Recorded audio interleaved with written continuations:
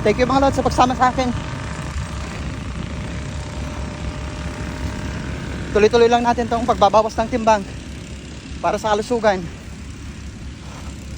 Sabi nga nila, ayos ang buto-buto pagdating sa exercise. Sige nga dito. Sige, ingat.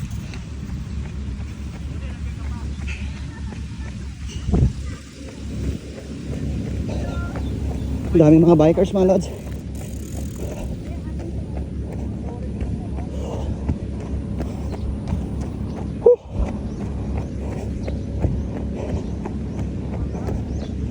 Ayan o.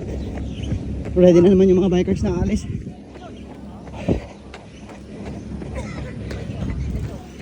Gumanda yung bike niya nung nalinis ah. Yan, nagre-ready na sila mga lods.